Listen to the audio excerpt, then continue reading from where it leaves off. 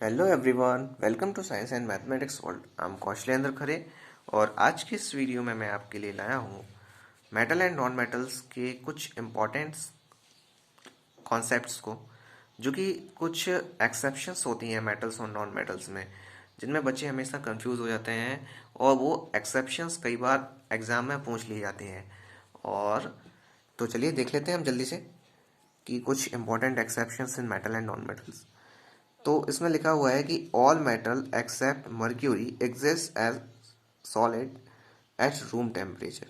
Mercury, जिसका symbol होता है Hg, is only liquid metals. अब ये क्वेश्चन पूछा जा सकता है कि नेम वन लिक्विड मेटल, तो उसमें है, नाम है उसका मर्क्यूरी। एक लिक्विड मेटल जिसका नाम मर्क्यूरी है, तो वो हमेशा जो रूम टेम्परेचर पे लिक्विड होता है। तो ये आपको याद रखना है। और ये आपकी सबसे इम्पोर्टेंट एक्सेप्शन है मेटल्स वाले चैप्टर में कि एक मेटल है जिसका नाम है मर्क्यूरी, वो एक लिक्विड मेटल है। अब सेकंड प्रॉपर्टी, सेकंड एक्सेप्शन ये है कि metals have high melting point but gallium Ga, caesium Cs have low melting points. These two metals can melt to keep on our palm. तो ये भी आपका एक बहुत ही इम्पोर्टेंट टॉपिक मिल गया, एक और इम्पोर्टेंट पॉइंट मिल गया कि जो गैलियम है जिसका सिंबल Ga होता है और सीजियम जिसका सिंबल Cs होता है, इनका जो मेल्टिंग पॉइंट होता है बहुत ही ज़्यादा लो होता है। और ये इतने ज़्यादा कम इतनी जल्दी मेल्ट हो जाते हैं कि इनको यदि आप अपने हाथ की गदेली पे भी रख लेते हो ना, तब भी वो आपकी बॉडी टेम्परेचर से मेल्ट हो जाएंगे। तो ये भी क्वेश्चन पूछा जा सकता है कि ऐसे कौन से मेटल्स हैं जो कि ये जिनका बहुत ही कम मेल्टिंग पॉइंट्स हैं और जो हाथ की गदेली पे रखने पे मेल्ट हो जाते हैं।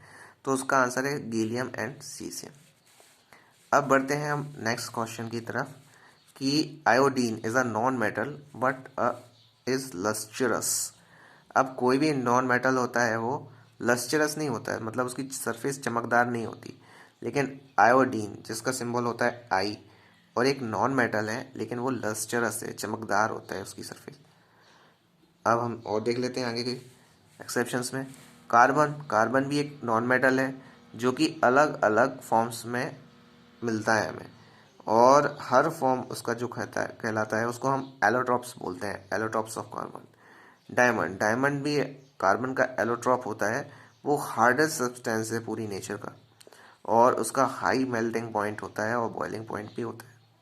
तो ये एक्सेप्शंस में आ गए ना कि क्योंकि मेटल नॉन मेटल्स हैं जनरली वो कैसे होते हैं, उनका लो मेल्टिंग पॉइंट होता है, कभी भी वो मतलब हार्ड सब्सटेंस नहीं होते, सॉफ्ट होते हैं नेचर में। लेकिन कार्बन का ही एलोट्रॉप है डायमंड। डायमंड का यदि फॉर्मूला पूछा जाए तो सी ही होता है। तो ये डायमंड का जो कार्बन है, जो डायमंड होता है वो दुनिया का सबसे हार्डेस्ट सब्सटेंस होता है, लेकिन ये तो है तो नॉन मेटल ना। तो ये एक बहुत ही अच्छी एक्सेप्शन है।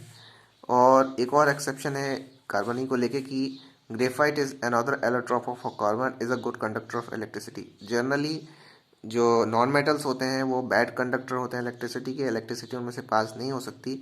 लेकिन जो ग्रेफाइट है वो एक एलोट्रॉप है कार्बन का, carbon is a non metal, और वो है एक अच्छा कंडक्टर होता है इलेक्ट्रिसिटी का।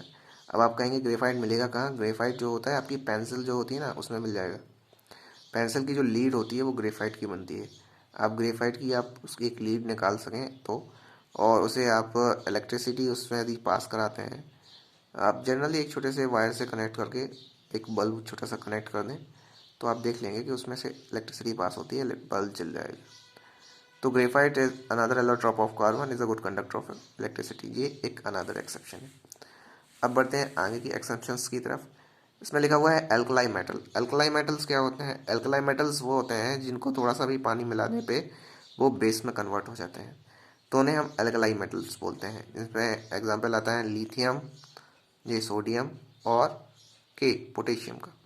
ये बहुत होते हैं सॉफ्ट, सो सॉफ्ट होते हैं, और इतने सॉफ्ट होते हैं कि ये आपके नाइफ से माने चाकू से भी कट जाते हैं। और they have low density and low melting points. इनकी डेंसिटी बहुत ही कम होती है और उनका जो मेल्टिंग पॉइंट होता है वो भी, मेल्टिंग पॉइंट भी बहुत ही कम होता है। अब हम देख लेते हैं एक और प्रॉपर्टी की तरफ कि most non metals produce acetic oxide when dissolve in water. बहुत से जो नॉन मेटल्स होते हैं वो आपके एसिडिक ऑक्साइड प्रोड्यूस करते हैं जब इनको हम वाटर में डिजॉल्व करते हैं, और most metals give rise to basic oxides on dissolving in water. और बहुत सारे जो मेटल्स होते हैं वो बेसिक ऑक्साइड्स देते हैं जब हम इन्हें वाटर में डिजॉल्व करते हैं। तो ये थी कुछ इंपॉर्टेंट एक्सेप्शंस। आई होप आपको समझ में आई होंगी, अच्छी भी लगी होंगी जान के। तो इसी तरह के और भी वीडियोस देखने के लिए हमारे चैनल को सब्सक्राइब कर लें, और इस वीडियो को अपने दोस्तों के साथ शेयर करें जिससे उन्हें भी इसका फ़ायदा मिल सके। और लाइक तो आप एक लाइक बटन दबा के हमारे इस को वीडियो को लाइक ज़रूर करिएगा, और कमेंट करके हमें बताइएगा कि आपको ये एक्सेप्शन समझ में आई कि नहीं और अच्छी लगी कि नहीं। तो मिलते हैं अगले वीडियो में। गुड बाय, जय श्री राम।